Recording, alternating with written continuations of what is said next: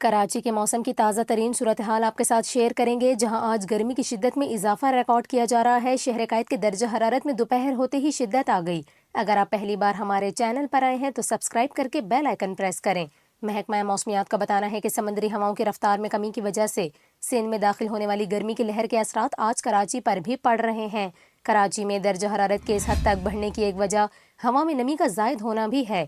محکمہ موسمیات کا بتانا ہے کہ شہر میں ہوا میں نمی 49% ریکارڈ کی گئی، جبکہ شہر کا زیادہ سے زیادہ درجہ حرارت 39 ڈگری سینٹی گریڈ تک جا پہنچا اور محسوس کیا جانے والا درجہ حرارت 45 ڈگری ہے۔